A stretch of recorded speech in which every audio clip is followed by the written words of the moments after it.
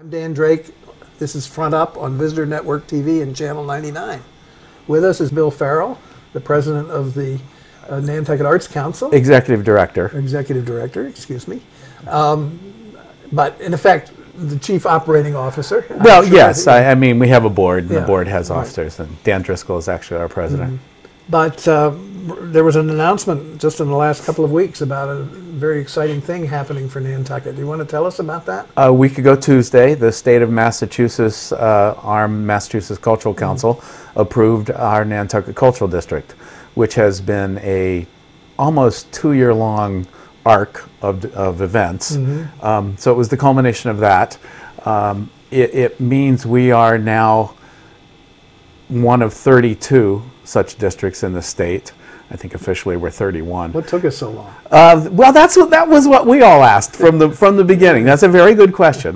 When I say we, we can talk more about all the people who are involved in this, because this was really a large group effort, which originated with the town. I mean, to give credit where credit is due, it originated with Andrew Vorst, our director of planning, who noticed that the state was starting this program in, I guess it was 2010. So Andrew's had an eye and an ear to that since that first developed. It's taken until now for a group to come together to make that happen. But it's a great example of, I mean, the sentiment you're suggesting is that all of us said, well, of course we should have a cultural district. I mean, we have probably one of the most concentrated arts and cultural areas in the state, in our downtown area in particular. So Andrew kept an eye and an ear on it, and then a couple of years ago, some things started to happen that kind of put the wheels into motion. Do you want me to tell you what those things were? No, I mean, I don't know that it's necessary, but I think some of the people who are involved. Well, that's what matters. This is very much a combined effort of town government, the business community, and especially the arts and cultural community. It's primarily the arts and cultural community, but we've worked hard to make sure that the business and other nonprofits in the community are included, and then town government, of course, through Andrew. Kate Hamilton, Director of Visitor Services, has been kind of the town representative. I mentioned earlier that Bob DaCosta, the chairman of the Board of Selectmen, came to the final site visit that Massachusetts Cultural District did in December. Lo and behold, they decided to come on stroll weekend.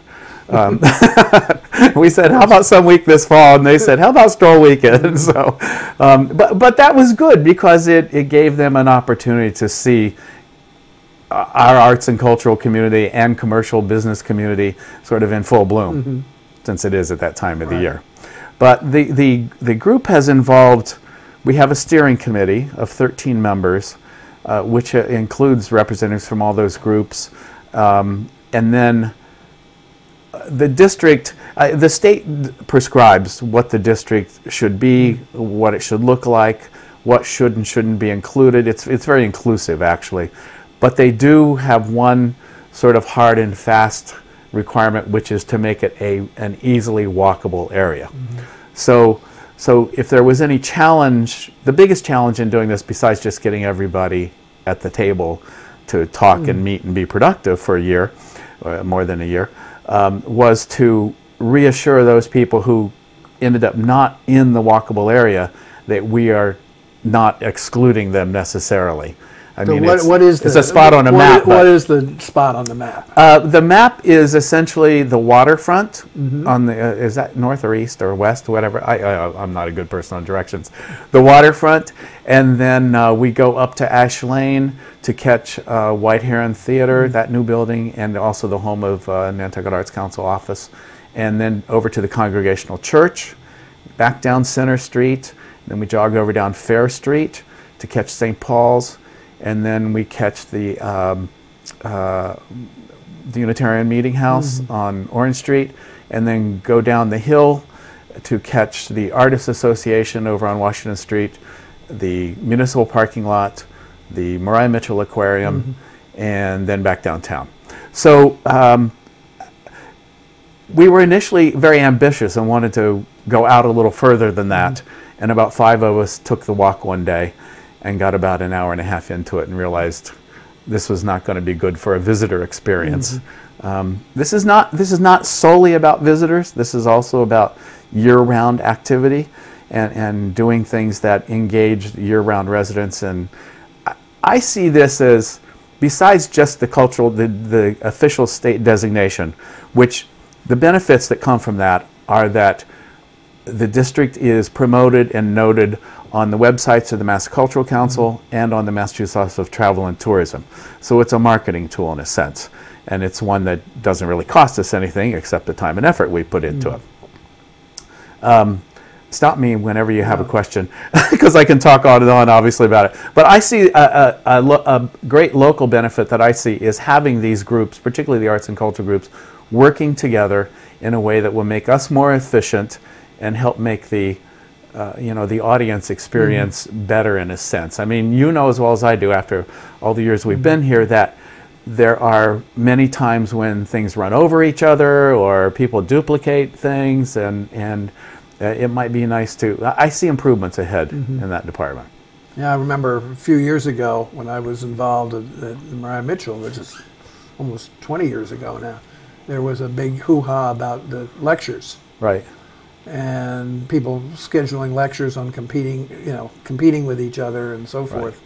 Then they agreed finally to do one lecture a week or something with different sponsors. I mean, and then it all fell apart from bureaucracy.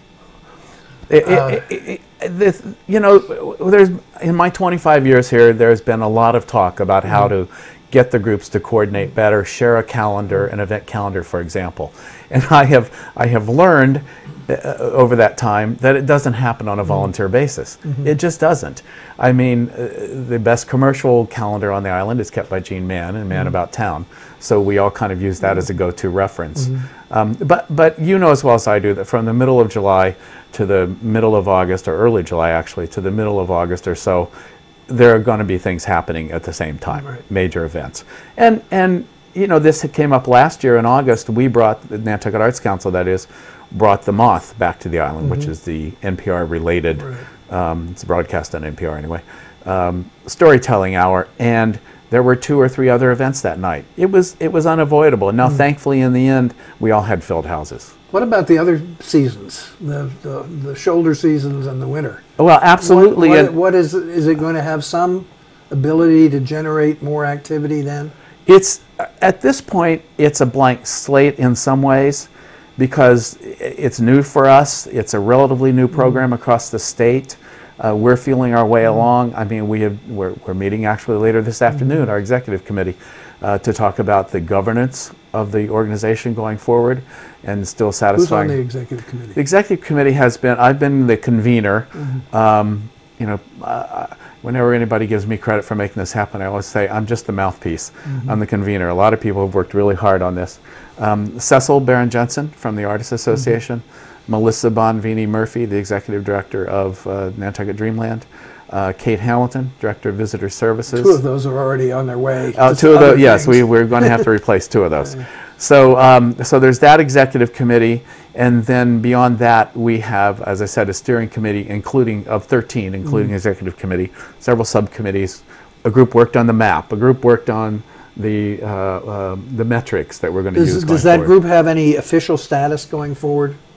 Or is it still a steering committee in effect? Well, it's still a steering committee. I mean, we're finding our way through this. This is, and one thing that people have a hard time understanding, this is really a town function. I mean, the designation goes to the town of Nantucket. It doesn't go to our steering committee. And it's a, as I said earlier, suggested it's a great combination of NGOs, as they say out in the rest of the world, and local government working together.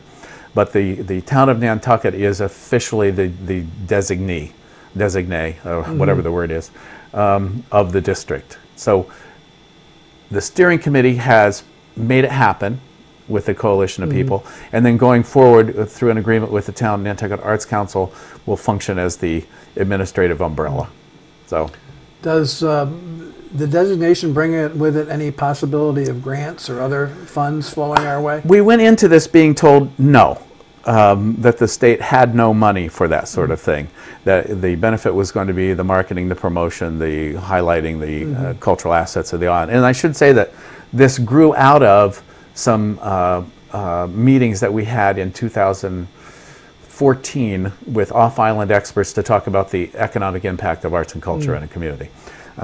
Former director of cultural affairs for the city of New York, and then Anita Walker, executive director of Massachusetts Cultural Council. So, but initially the state had not allocated any funding per se for the districts. Now that has since changed. There was some allocation this year. We were initially told that it had been eaten up and we would get nothing this year, but when we were in Boston 2 Tuesdays ago to get the official designation, we were told there are some funds available. So I'm actually, we'll be talking budget this afternoon, and I will. This was money. This would be money that would flow through the town. Well, we have a set. We'll be setting up a separate bank account. Again, some of this is to be sorted out, but it's you know, maybe 20% of what will probably be the budget this year. So it's $5,000 or $6,000. It's not a lot. To go back to what you were talking about, you know, you all took the walk around. Do you envision having some kind of arts trail? Well, we'll have a map. A map is a requirement, and we do have a map at the moment, but what we did was take one of the town's GIS maps for the purpose of the application and mapped out the area in a colored line. We'll do something a little more consumer friendly going forward. I don't know if it'll be exactly a walking trail per se, but certainly highlighting you know, the larger institutions, the Whaling Museum, the Dreamland, Brian Mitchell, places like that. So you know, it'll be mostly self-guided. We've talked about an app, the commercial app out there to help us along and to help people along. So again, it's kind of to be decided. Bring me back a year from now and let's talk about what happened in the last year. We'll do that. Bill Okay, Ferrall good. from the Nantucket Arts Council. Thank you very much. Thank you, Dan. I appreciate it. Thanks for the hard work to get the designation. Thank you. Well, a lot of people deserve credit, so thank you.